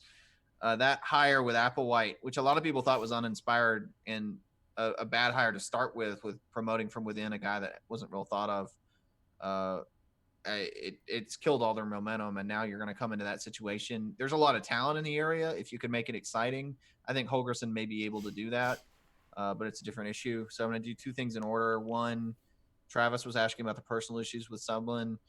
This is not something I have personal knowledge of, but I've heard several sources say. Before you get into that, we're about to lose the super chat. That was the second one I was going to get to. Okay. So I was just going to say in 10 seconds with someone, I think there were a lot of rumors that he liked to go out to like go out late and hang out and party with people, and what I've heard is that those rumors are basically true. He and Kingsbury, they would live it up in the nightlife, and that's just not conducive to a coaching atmosphere. And then the super chat, what's the chance that percentage chance Clemson and Bama go undefeated? I'm going to say about 60%, which I don't know, maybe some people will think that sounds Explain low. that how you do your percentages, and also thank you, Yurter, however you pronounce your name, for the $5 super chat. That's awesome. Um, you do this thing because you are a nerd in terms of percentages, where in all likelihood it's better than 60%, but because you know statistics and probability, you're saying 60%. So explain to everybody why you're nerding so hard and you're saying 60%. Well, I don't. You say it's not really 60%, but I think I'd counter with it kind of is. If you think both teams have an 80% chance of going undefeated, which I was about to say and explain this, that means you think there's a 60% chance of it both happening. There's a 1 in 5 chance that it doesn't happen on either side. Okay, now I get the delayed shaking the head. Um, yeah, if you have two things, right? Two events, and you want to know the odds of them both happening, you have to multiply them together. So it's actually 64%, right? But it both these teams have a very good chance of going undefeated. But even with a very good chance of both teams going undefeated, you're still only a good chance that they both go undefeated given their schedules. I think it's more likely that Clemson loses than Alabama in a lot of ways because Alabama's schedule is probably the worst they've had in decades this next year. I mean, they opened with Duke, and they don't really have any good draws. But isn't So, Clemson's hardest game again is probably going to be A&M, and they get them at home, and Alabama has to go to Kyle Field, so they share the same tough game. yeah, fair point. Fair point. But I don't know. I mean, a little bit of that is in the past several. Alabama still has not lost to an unranked team in. I think it's 90 plus games. Yeah, and Clemson has just 2 years ago. So I've got a lot more. I'm a lot more hesitant with Clemson, and that's the only reason they're balanced. Yeah, if And Kelly Bryant gets hurt again in 2019 for Clemson, maybe they'll lose to Syracuse. with Trevor Lawrence, not Bryant, but yes. No, I'm saying that's why they lost, because they had Kelly Bryant at quarterback, and he's not there anymore. They're not going to lose. We saw Okay. we saw what happens when Trevor Lawrence gets hurt against Syracuse. Third string coming in, fourth and a mile. Okay, Yeah. so So go let ahead me with let me that. say, Go ahead. yeah, let me say one thing, which was Amanda threw out the stat: 85% for Clemson and 40% for Bama. And to that point, to answer his question, if you have those numbers, or someone says 90%, that's only actually a 30% chance of both happening, or 90% Clemson, 70% Bama. It's only a 60% chance. Something you got to know about Amanda, though, she hates Alabama. So Okay, well, fair enough. I But think there's a little bit of gamesmanship there. I think Alabama will be better than they were this year, because they kind of know some of their weaknesses, and they get a lot of personnel back. Getting Lewis back is huge. Getting Allen back is huge on the defensive side of the ball. Getting Diggs back is huge. But to your point, I think they've got to beat A&M, LSU, maybe Auburn, if they can sort out their quarterback and running game situation, but probably not. So A&M, LSU, and Georgia or Florida in the SEC championship game. We talk about it all the time where most strength of schedule, if you get outside of S&P, most strength of schedules are based on how hard it is to make a bowl, not based on how hard it is to go undefeated, or how hard it is, how many teams you play that are actually elite enough to beat an elite team. So in that sense, there are some challenging games there. So I wouldn't pick right now. I wouldn't pick Alabama to go undefeated next year, including SEC championship game, because they're going to get a top 10 opponent there. Clemson, I would pick, if I gun on my head right now, I would pick, in spite of all of their losses defensively. Offensively, they're in good shape, especially wide receiver, quarterback. And outside of the A&M game, they're going to have most of the season to break in a lot of these young guys. And then in their conference championship game, they're going to play another Pitt, Sorry, maybe Miami, and maybe they're good if Jalen Hurts goes there. But I think that's the advantage a Big Ten or an ACC champion has had lately in the playoffs is they're coming in having not been challenged in their conference championship game. So, so are you picking Clemson, or you said Clemson has a bigger chance of losing than Alabama? So it's a bit weird. I think it's probably more likely that Clemson makes the playoff than Alabama, but more likely that Clemson loses a game just because, and that's just purely me looking at past history and what's happened with some of the past Clemson teams. What do you say about past results? Yeah, I always say past results are not an indicator of future success, but there is such a thing as a trend, and you can look back and say that X team has responded better with a given coaching staff in certain situations, scheme or what have you. And I'm a little skittish on Clemson's defense because of how much they're losing, and I don't think it's really likely that both those teams are still going to be the most talented teams in every game they play. Um, I think Alabama's defense is more likely is I'm more consistent, or I think there's a higher probability that Alabama's defense is going to be good. Clemson's defense could be really good. There's a chance it could be bad. There's a chance it could be shaky, and that's where you can end up with a loss. I don't think it matters. I think Clemson makes the playoff anyway, so it's all uh, a little bit academic there. Um, the line play will be a big deal for Clemson this year. They lost so much. I do think that they recruit pretty well and develop talent pretty well. My concern is that line protected a fairly pedestrian secondary, and I think they're losing their best player in the secondary. So you're losing your best linebacker, best corner, and five of your top four defensive linemen. So that is a challenge. But again, I think if you have all year and you don't have a lot of truly tough games, you get to develop a lot of talent. You get to bring guys in that were part of your recruiting class and have them play early in games. I will say, if we're and we got to get off Clemson and Alabama at some point.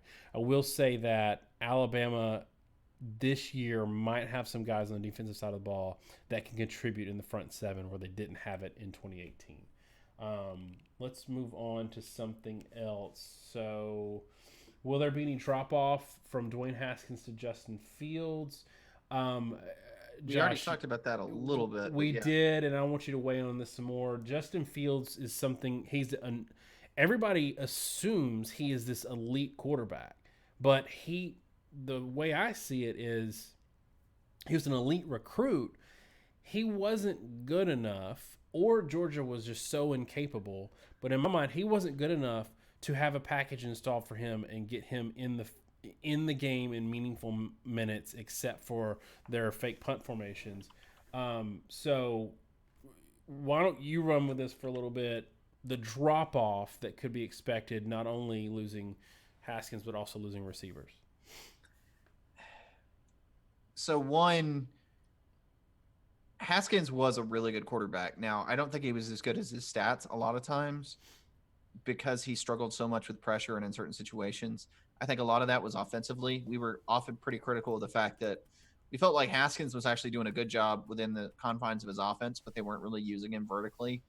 But Paris Campbell was a tremendous amount of that offense. I don't know how many times over the course of the season when Ohio State was in a tough situation, they turned to Paris Campbell to win or to score or to get a first down. And I don't think they're going to be able to really replace him. I haven't seen anything in the offense that suggests they have somebody that can quite fill his shoes. So that's a big deal. Quarterbacks, and I know that doesn't seem like answering the question to some people, but quarterbacks are a function of the people around them. You cannot evaluate a quarterback in a vacuum. You have to look at what's around them. But I do think Dwayne Haskins was very effective. He was very accurate. He had a big arm. He's a tall guy. And with Justin Fields, there's something to be said that Georgia would not let him throw down the field. And I was impressed with what I saw him do in terms of spot throws. He's very athletic. He's a good runner. But my concern is you're going to end up with something that is very much a JT Barrett offense again. That's what he's built to run. He is not built to be vertical. Maybe they could be more successful Fields is the kind of guy that's probably going to beat teams where you have a significant talent advantage with a lot of consistency, because dealing with him as an athlete and everything else you have is going to strain most teams. They can't handle those one-on-ones. They're going to end up in isolations. They can't beat them. I mean, that was JT Barrett. I mean, that's Right. the feet part of Kyler Murray. The problem is, can he win a game where you've got to actually throw the ball downfield? That's question one. And question two is, how error prone is he? How inconsistent is he in the intermediate passing game? We have never even seen it. And I've tried to watch lot of Fields, and they wouldn't even try it at Georgia. They would not let him attempt it, which makes me think they were really concerned about him turning the ball over. Either that or it was a bad evaluation on their part. I'm not sure. I will say that fake punt, and I'm not trying to bring up Alabama again, but the fake punt in the Alabama game, Georgia had the guy open if Fields threw the ball. It was, they've got Swift, the running back, in isolation and a linebacker, and he's open. And you forget that Fields, if he's a really good quarterback, should be able to see that, throw the ball, and Georgia gets a first down. And he panicked on that play. And that sticks out to me as something that was a real concern, because to a certain extent, Fields cost them the SEC championship, and we'd have a completely different perspective on the entire playoffs. Maybe he turns out to be really good, but we just don't know. Our resident Florida fan said that he would kill it in Dan Mullen's offense. Maybe we don't know, because, like you said, we don't know how he handles pressure. We don't know how he handles certain formational looks, certain schemes. We don't know how he handles it if somebody, like they did to Jalen Hurts, can force him to just be a pocket passer. He's got a great live arm, but every quarterback almost, except for Jake Browning, these days in college football, has a great arm.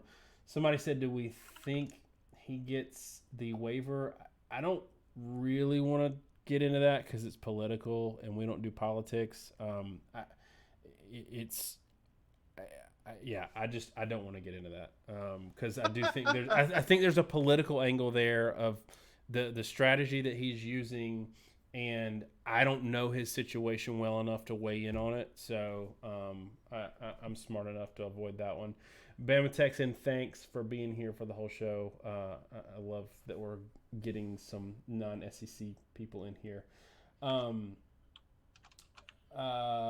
Let's see. Lamar, you're talking about the Pac-12. Oregon needs a couple of recruiting years like they had this year, and I think Cristobal is going to get it. Oregon is what USC used to be and what USC should be right now, but they absolutely opened the door for Oregon, and then they didn't do anything to combat it. So now they've lost all that ground, and it's put them back a decade. I think Washington State is overrated. I thought they were overrated this year.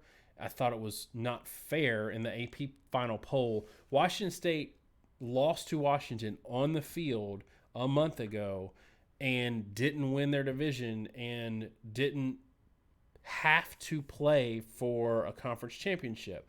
Because Washington went on to win their conference championship, they got a much tougher bowl draw than Washington State. Washington State out of conference played like Wyoming, Eastern Washington, and some other directional school. It's Wyoming, San Jose State, Eastern Washington. Yep. Right. And they played like two ranked teams all year, and they lost to USC, who was 5-7 this year. I'm very frustrated at how much complaining they did about not getting New Year's Six, and then they slid ahead of Washington because Washington lost by 5 to Ohio State, and Wazoo didn't even cover against Iowa State. Anyway, it's a rant, but I think Washington needs some production from Eason. They're going to have a good defense every year. Oregon, I think, is on the rise. What do you think about Oregon? Well, first I'll note Washington State did not beat any team that finished ranked, which is kind of incredible. And then they ended up number 10. Yeah, we're on the same page. Oregon, in my opinion, is on the rise. They've got a tremendous amount of everything I talked about with the money and the resources and facilities. If you've never looked at pictures of Oregon's facilities, a lot of people call it the Death Star. It's pretty impressive. They've recruited at a pretty good clip. They've got a phenomenal recruiter in Cristobal. I don't see them going away. I mean, right now, what are they, number 7 class, which for the Pac-12 is insane outside of USC. I mean, they're out recruiting SC. and they're absolutely, you know, bringing in the best coaches. They're recruiting at a high level. They're investing in the program in a way that no one else in that conference is doing. I will be very surprised if Oregon isn't a serious national power in the near future. And they're probably going to be get there faster than they should because of the competition level in the Pac-12 right now, frankly. They'll probably be about 1 or 2 years ahead of schedule. But what that's going to do, to your point when we were talking about Florida earlier, they can take that momentum and they can use it to recruit, especially out like California, which has a ton of talent. And they're going to build on that to become, start bringing in top 3, top 5 classes and carry that momentum to becoming a really, really good team, probably sooner rather than later. Somebody says UCLA isn't recruiting. That's a tough school to recruit to. They just in the last like 15 years lowered their academic standards to a level that they could competitively recruit, and they just haven't ever really regained the brand power that they had for so long. And I just, it's shocking because you've got you've got a window, you'd think, with Southern Cal struggling so much, but they really cannot. They cannot recruit. Yes, Nike money at Oregon. Yes, UCLA has been good before, but what I'm saying is they were great in like the 70s, 80s, some in the early 2000s, but they haven't in the modern era of football. They don't have the brand recognition that other teams have. They needed a home run hire, and it looks like they probably don't. Somebody asked, I think it was Amanda again, asked if Saban, because he's turnover averse, will go to a less pass happy offense. I think they were pretty balanced this year, actually, and until the postseason, they were like leading the nation. Tua had, I think, one interception all year, or maybe two. I, I think that he I don't think he sort of pushed his coordinators out the door. Locke's probably taking that Maryland job regardless. But I don't think he's unhappy with his coordinators because of scheme or because of how much they threw, but rather because they weren't equipped to do anything in the Clemson game to really take advantage and play call situationally. Do you have the numbers on how balanced or imbalanced they were? Um, Offhand, no, but I can I'll do get that. it. You talk. I'll get it. Okay. So, yeah, I think first off, Saban is aware of the fact that he has to throw the ball to be successful. Something I've heard, I think people forget sometimes, is his coaching tree actually includes this guy named Jimbo Fisher. And the team that he's in some ways most fond of is this LSU championship team with Fisher that was a very explosive downfield passing attack. I don't think 571 rushes to 438 passes. Yeah, so and that's deceptive because they had so much garbage time. People have given us heck for saying they were the most dominant team, one of the most dominant teams in college football history. That's not really a subjective point. I mean, that was the whole no team had won 12 games by 20 plus points for 80 years. Um, and the reality of that is Tua doesn't throw a pass in the fourth quarter. That their run pass is a little screwed up. But I think Alabama, what they really have got to do is they've got to have a better mix of play calling. We've talked about a ton of stuff in the preview. If you haven't watched or review of the Alabama Clemson game, you should go watch it. Even if you're an Alabama fan and you're cringing, we spent a lot of time bashing Alabama, which somehow became an insult to Clemson, which is kind of funny in its own way. But or people took it that way, which is always a little bit weird to me. I don't know. People want you to say your team bash the other team in a preview, and then afterwards, if you ever say the other team didn't do something right, then you're not giving them enough credit. Hey, Alabama, those Brent Venables was really messing them up. That's what made them kick that ball out of bounds. no, Brent Venables. Again, my opinion on that really is Brent Venables had a great game plan. Clemson had a particular matchup on the passing game that they were smart enough to exploit, but no, they didn't run the ball well. Alabama dominated first down in that game. Alabama won second down in that game. You cannot tell me that Clemson wanted to be in an average of 3rd and 8. That was not a game plan. That was where the fact that Alabama had advantages in that game and was not out athleted. It's just that in that 3rd down deep play situation, I the mean, I think they coaching were out Clemson, athleted on the edges. I think their wide receivers, especially on some of the plays with Justin Ross. I know the 62 yarder on the first touchdown drive, not the pick six. That was obviously a scheme thing. And it's interesting too because Alabama dropped 8 on that 3rd and 14 where they completed the 62 yarder and Deontay Thompson got caught looking in the backfield. I wonder if they don't drop 8, he feels more pressure on him to cover deep and that he doesn't have any help and then he's on an island. But other than that one, I feel like they did kind of out athlete them. And they out athleted them on the line on the other side of the ball. The Alabama offensive line had a lot more trouble, although they ran it better than I expected. So I've analyzed that game to death, and I'm just so we were wrong. Clemson yeah. fans were right. Well, you kind of took it, ran with it when I was about done saying it. But the point I was making was just they had a couple particular advantages. Both of us are beating ourselves up because we seriously underestimated how much those would matter. But I think they mattered so much because of coaching, and that's where that whole conversation turns around. Alabama put themselves in a situation where they let the advantages Clemson had dictate the game.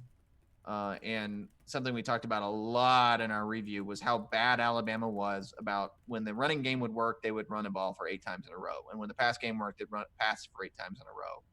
And they never, in big games, they never had a true balance. I never felt at any point this year like Alabama did one thing to set up something later. I can't remember a single instance really all year in a major game where Alabama had some like fake screen that they took a shot on or something, and you'd go back and the announcers would talk about, oh, they've been setting this up all game and we've been waiting for it. They didn't do that. There was never any plan. And you can talk about balance in terms of play selection. I think their issue in terms of balance was using the run to set up the pass, using this pass to set up the run, leveraging the advantages you get where people are overcompensating for one thing and another. That's where Clemson really dominated Alabama. It wasn't, and that's what I meant by about not out athleting them. Clemson dominated Alabama by leveraging their advantages in a way that Alabama just flailed in a way that I've never really seen in that championship. So Lamar Stevens made a good point about something that and this is not necessarily Alabama. This is Nick Saban, and we can get on to something else. I promise. People bring up something else, we'll get to it. Yeah, people keep bringing up Alabama. He said the Nick Saban coaching tree is loosely used lately, and I agree. It's a lot of guys have worked other places too, and yes, people like Jimbo Fisher, people like Kirby Smart, to some extent Kevin Steele, but he had been there for a while, or he had been a coach for a long time before he came back and worked for Nick Saban. Just because somebody had a 1-year stop in Tuscaloosa doesn't make them, in my opinion, part of the Saban coaching tree. I do think we use that too loosely because people want to have a story. What do you think about that? I agree with it. I wouldn't consider Loxley a Saban coach, really. But, I mean, there's some – Will Muschamp, I think you probably could make that argument. Kirby Smart, you certainly can because he was there as an assistant and then a coordinator over many years. But yeah, it's definitely overplayed because these coaches tend a lot of the better assistants and coordinators have played for or coached for a lot of the best coaches, jumping from one part to another and as they move up the tree. Really good question here on Kentucky dropping off. That's one of the more interesting ones to me where I think people sometimes make a mistake of seeing momentum when a team sort of has all the right pieces at the right time. Kentucky had a lot of senior leadership on that team, and they had a lot of senior players that made an impact on the defensive side of the ball. I don't see them maintaining their success. I mean, maybe you could make an argument for momentum, but I saw a team that was a ground and pound, conservative offense, conservative defense, That's all they had going for them. They never broke out of that mold. You can make an argument that the quarterback Wilson improved over the course of the year, and he'll probably be better next year. But if you took that run game away, or if they couldn't stop the run, that team isn't even really good. So that doesn't make me really optimistic for the future. Yeah, I think that we saw that a little bit in the Penn State game. Um, they had a couple of players go out for a couple of series, and it was a disaster. And that's the thing with a lot of these teams that kind of jump up and have a good year, kind of like I was talking about earlier with Georgia last year. And I'm not comparing Georgia Kentucky, so Georgia fans don't freak out. Um, you might have like a lot of senior guys because you don't get the exposure to get them drafted earlier, and they're actually really under the radar talented guys. You might have enough frontline starting talent, your 22 starters, to field a really good team one year, but you don't have the depth to sustain it when you lose them the next year. And I think we're going to see that with Kentucky, but I think they're well coached. So I wouldn't be surprised if they still have a good year, just not a 10-win season. That's kind of how I feel about that. Let's see. When's the last time the Cowboys won a title? I saw a tweet earlier today with a floppy disk that said Dallas Cowboy Super Bowl picks, and that was kind of funny. Yeah, I know we talk about Clemson and Alabama a lot, and Georgia a lot. Look, I mean, the reality of college football landscape, and this is why a lot of people in the media want Alabama to lose, is Alabama is clear, far and away the number one recruiting team in the country and the most dominant team. And Clemson is now getting to that level in terms of dominance, if not recruiting. So if you want to talk about gold standard, it's unusual in that you can't even really make an argument for anyone but Alabama or Clemson. And Ohio State is the next one up there, and they don't have nearly as good of an argument. And that's just really unusual in the history of the sport. I know it drives people insane, but that's just where we happen to be in this. I'd say right now, but it's kind of at this point, just like this decade. Yeah, and we do our best, especially in the live show, to avoid it. Like we beg y'all to say, bring up some questions that don't have anything to do with Clemson and Alabama. But some of it is our footprint and where we started. But some of it, like you said, right now, Clemson and Alabama are the newsmakers. They played the last game, and they have all the storylines going right now. I do think that there's enough discussion with what those two teams lost that in the offseason there's some interesting, kind of like we were saying, like what teams could challenge Clemson and Alabama, what teams could play above where they have been in 2019. Some of that's coming this offseason because there is an opening for someone this year. It won't happen, so y'all get ready to be sick of Clemson and Alabama through the end of November, maybe into December, January. It won't happen until maybe the playoffs. But with all that both these teams are losing, it's not a lot that one of these two wins the championship next year. Yeah. Somebody asked, and I've already responded in text, but what we think about Franks. I already responded the fact that I think the guy's so inconsistent. I don't think he runs the offense very well at all. And I genuinely wonder if Emory Jones is going to end up being the starter in the near future. I don't know if you have a similar take on that.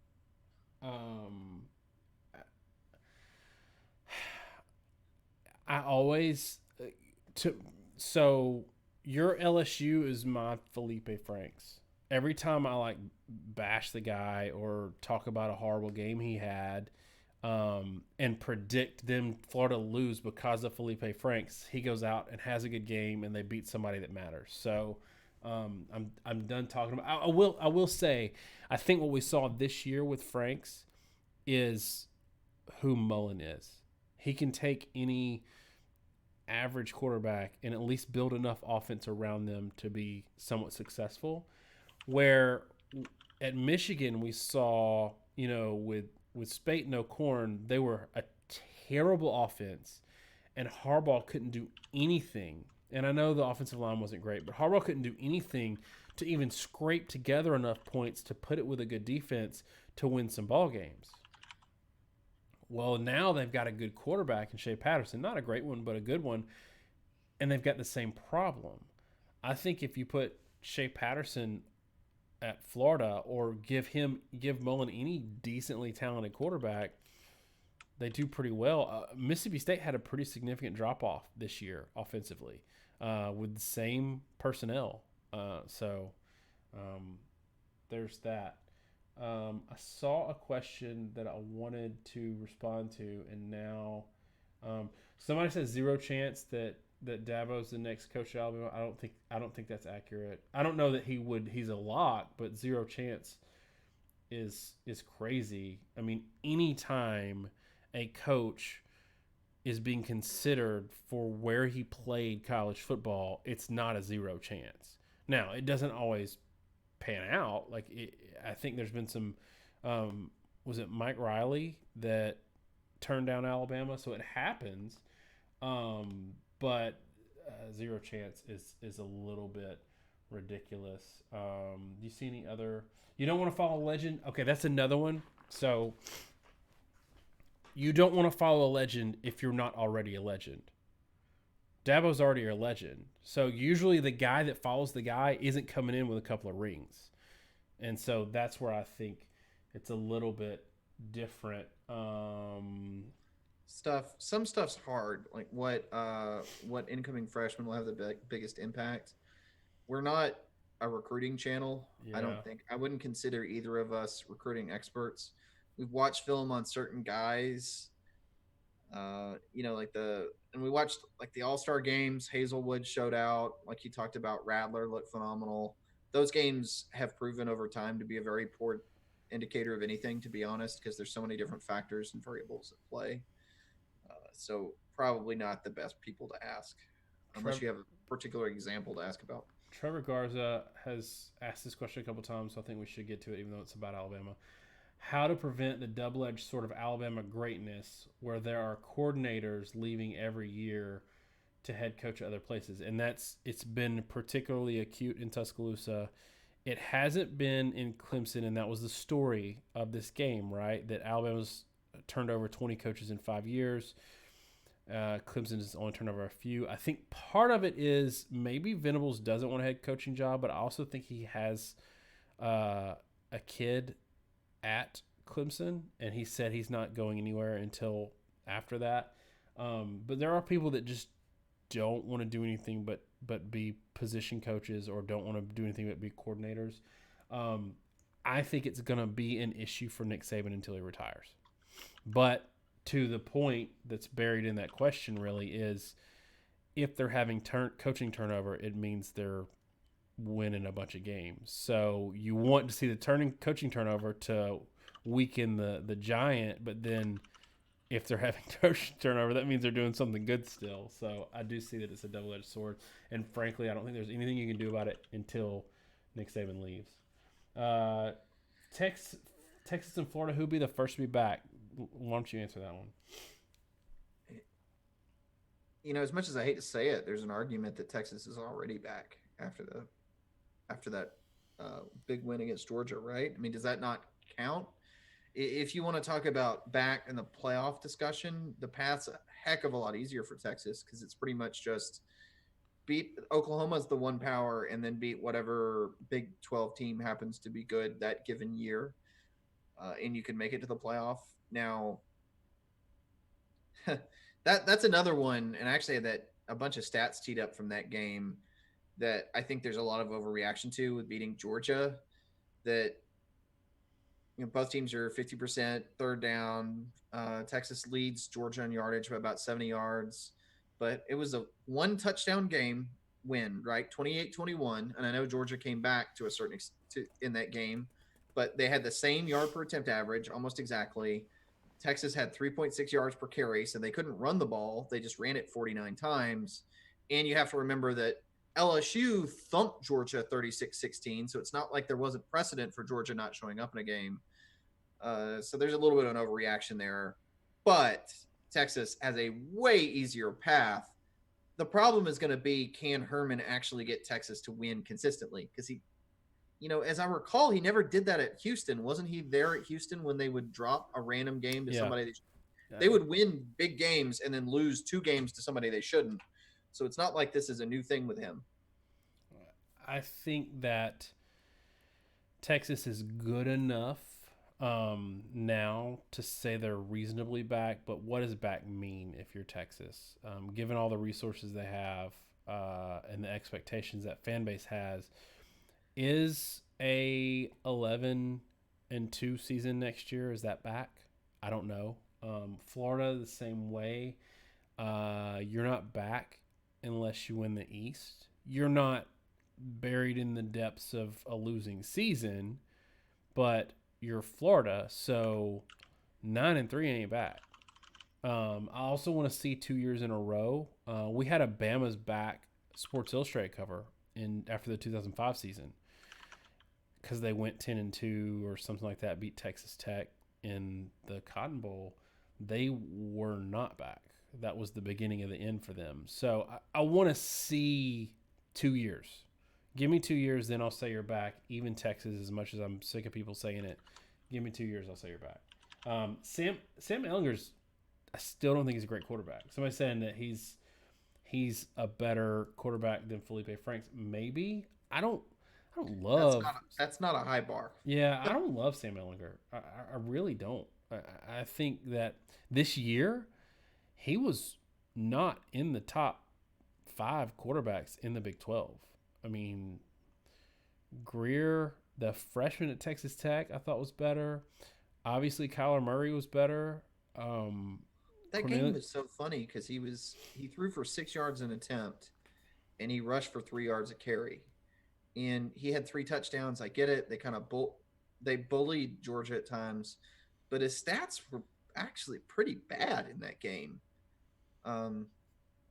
But people don't remember it that way. Yeah, well, he had some big third down conversions, which is kind of the tale of both the big SEC losses. He had some big third down conversions. Kellen Mond or Sam Ehlinger? I would take Sam Ehlinger just because he's consistent. He doesn't have atrocious games and incredible games. Kellen Mond was so frustrating to watch this year because he would have a game that you're just like, okay, he's turning the corner. The lights come on. He did it against Clemson. And then he'll pull an Auburn game out of his hat. And it's like, it'll be so frustrating for me to try to build a team around that guy because, like you said about Herman, Kellen Mond's going to win you a game that you shouldn't win, and he's going to lose you a game to Arkansas. Yeah, I don't really have a counter to that. Mon, well, what you see with Mon, it's the same thing as Franks to a certain extent, though I think Mon's a little better. Those are 2 really talented football players, and Franks is maddening in that we've talked about this a lot watching Florida games when we're chatting back and forth. Franks will make some throw that just makes you go, wow, where he drives the ball 40 yards downfield and puts it in a tight window. And you go, okay, now I see why he was highly rated. And then for the next 3 plays, he does something, boneheaded, runs the ball out of bounds for a 7-yard loss, and then throws a stupid interception.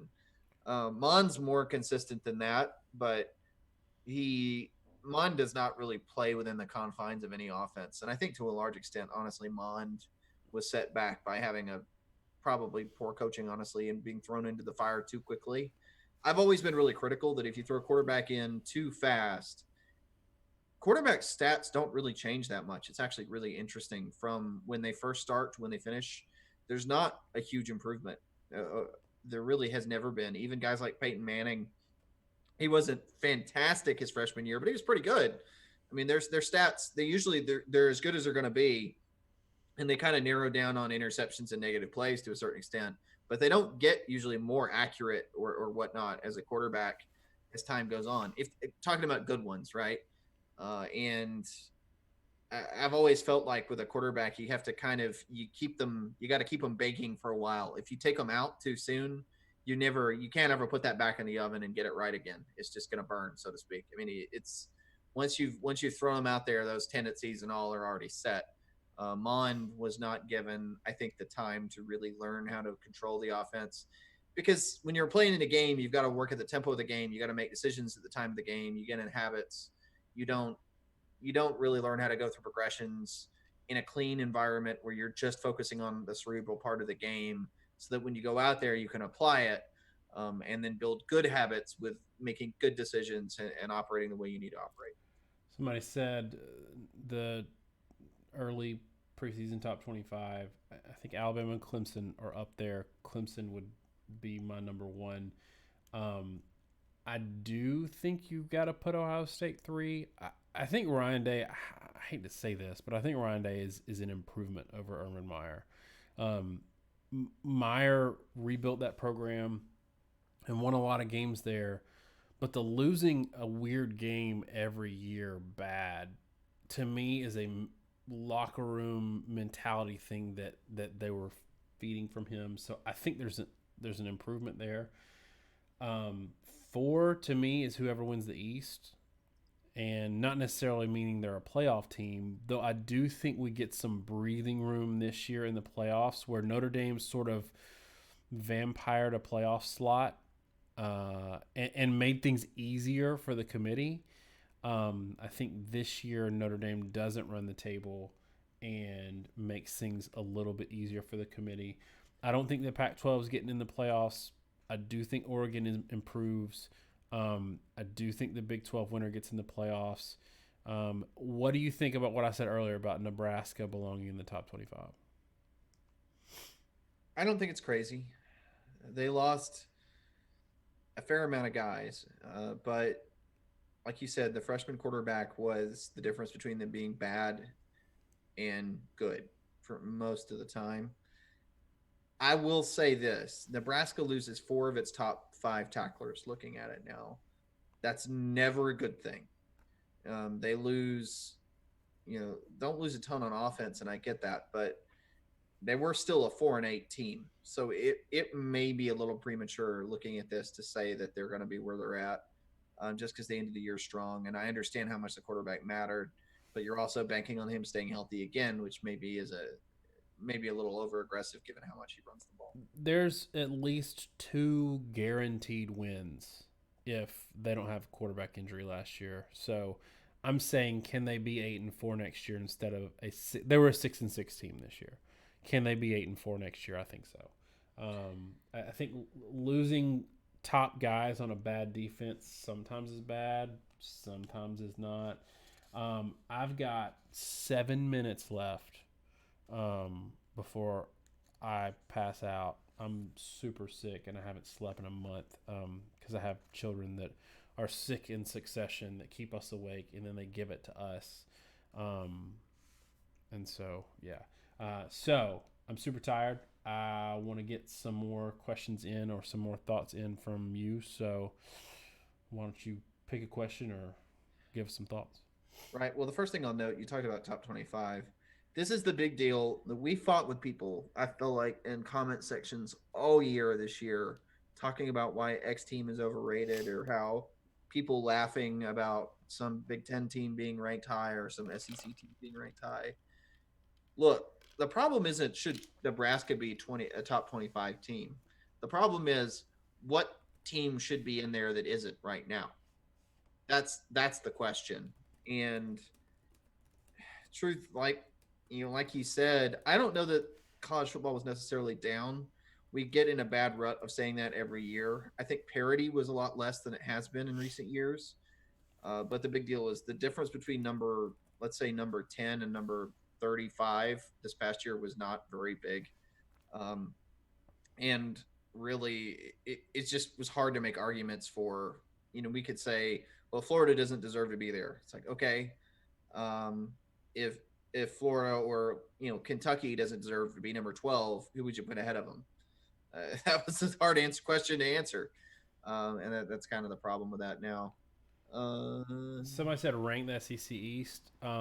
Right now, I would say Georgia, Florida, 1A, 1B. I think Tennessee will be better this year.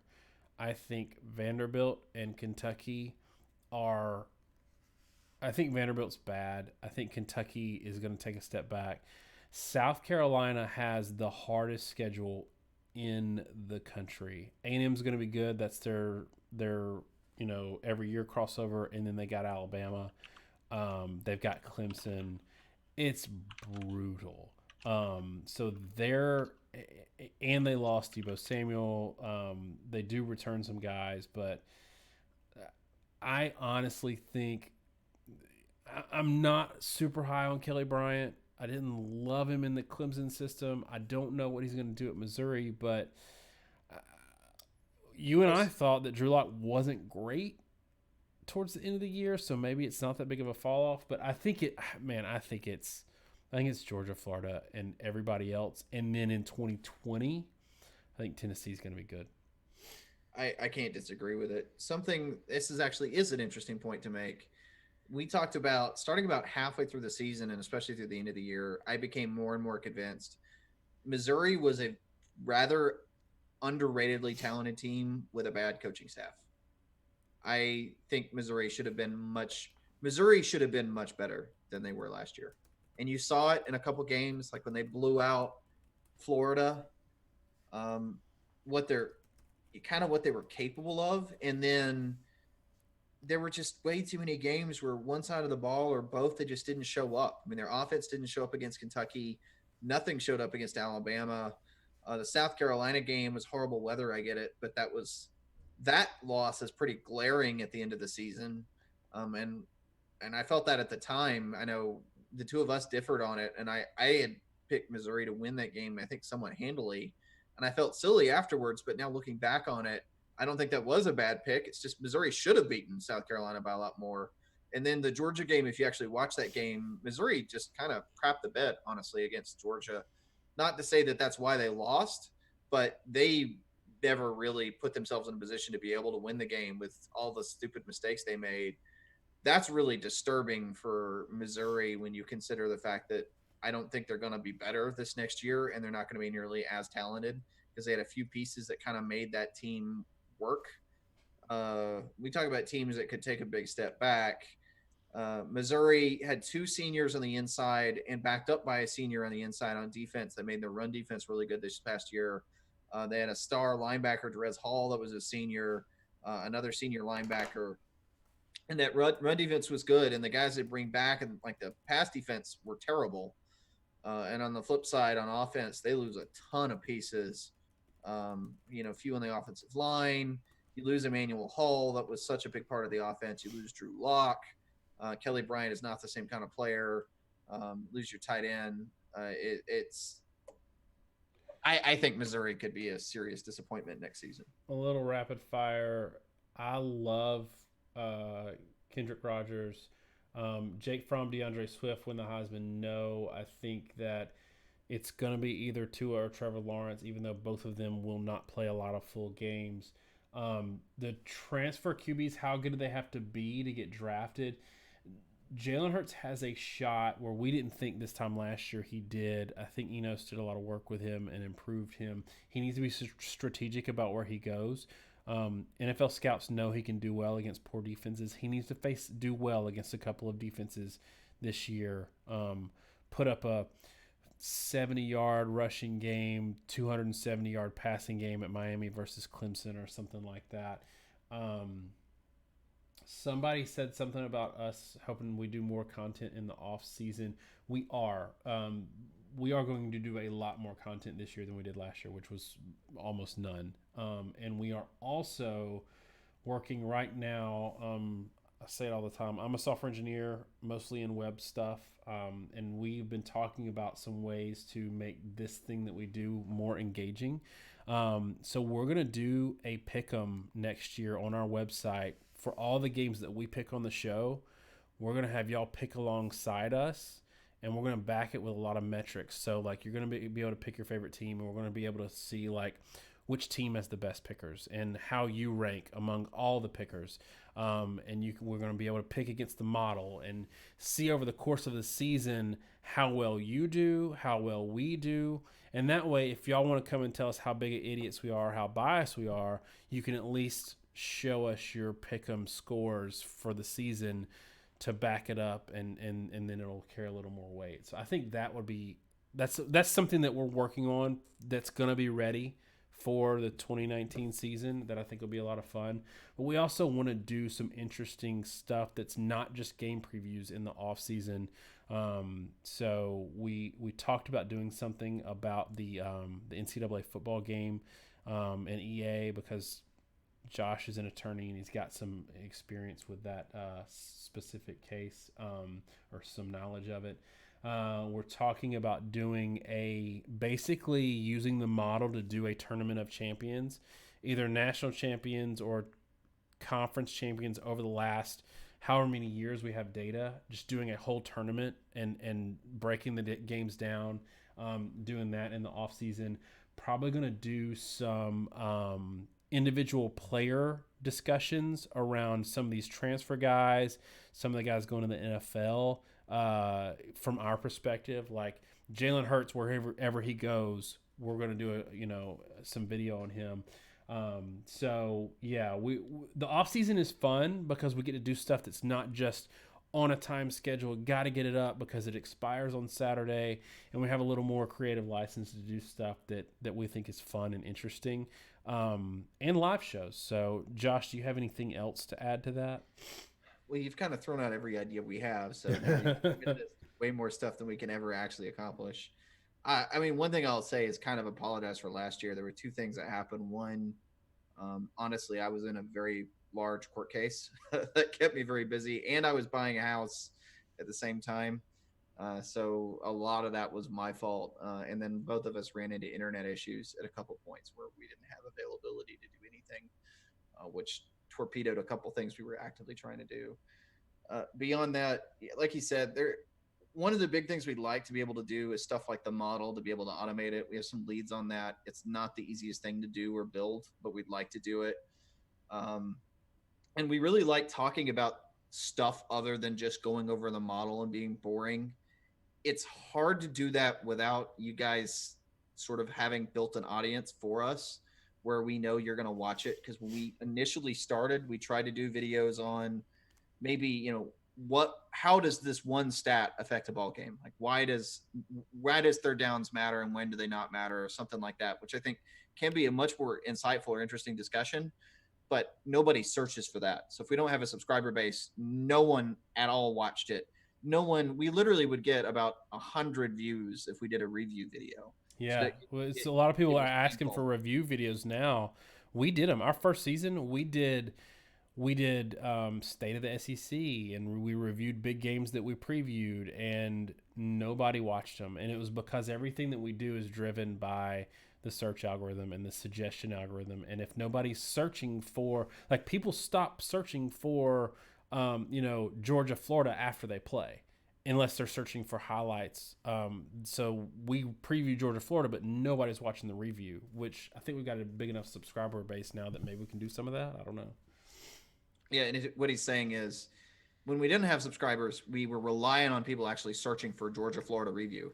Now we know at least 10,000 people get a ding, and that'll get people to watch it, which means it shows up in suggested videos, et cetera, et cetera. We get momentum.